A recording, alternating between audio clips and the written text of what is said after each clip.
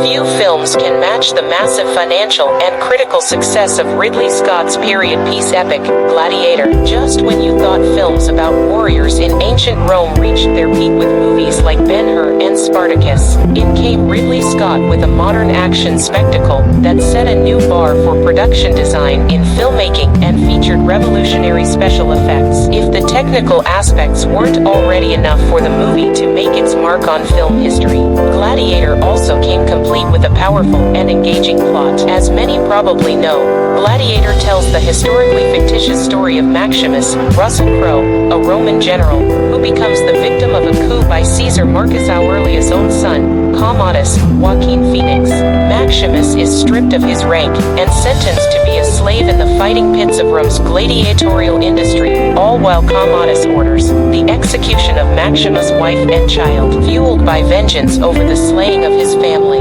Maximus uses his combat training and military expertise to quickly rise through the ranks of Rome's fiercest gladiators, eventually becoming a symbol of hope for Rome's persecuted citizens before coming face to face with Emperor Commodus. The result of the film's impressive sense of scale, filmmaking prowess, and thrilling plot led to the film receiving nominations for 12 total Academy Awards, ultimately taking home 5, including the coveted Best Picture prize.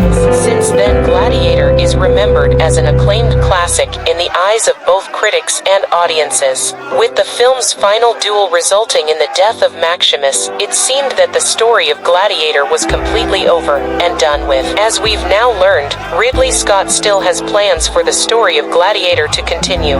Whispers and plans for a second Gladiator film have been circulating ever since the success of the original film, with Russell Crowe himself stating that conversations about a follow-up never truly cease. Allegedly, past ideas have included Gladiator 2, taking a page out of the Bible, and resurrecting Maximus, as well as an idea for things to take an even more supernatural approach, with Maximus engaging in gladiatorial combat against mythological foes in the Roman afterlife.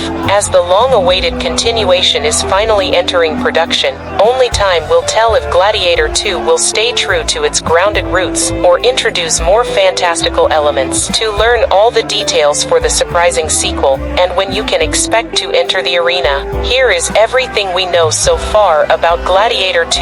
Get ready to be entertained by another trip to ancient Rome as Gladiator 2 officially arrives in theaters on Friday, November the 22nd, 2024. Opening the same day as Gladiator 2 will be Robert Zemeckis and Tom Hanks' latest collaboration.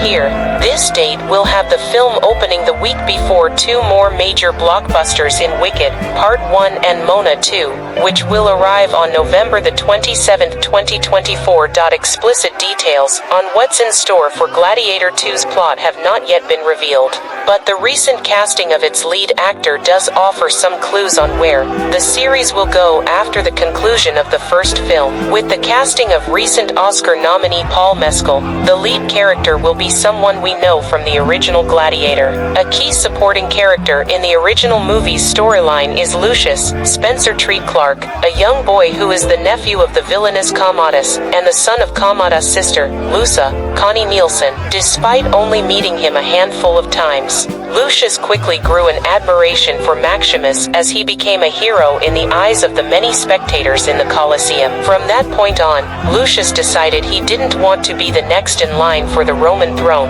but instead wanted to be a symbolically heroic gladiator like Maximus. When he witnessed Maximus and Commodus, seeing his brave sacrifice in the face of a maniacal ruler must have truly affected him. Paul Mescal will be playing an all-grown-up version of Lucius, and if the word gladiator remains as part of the title, we can imagine that Lucius will have really taken after Maximus and decided to enter the fighting pits rather than become Caesar.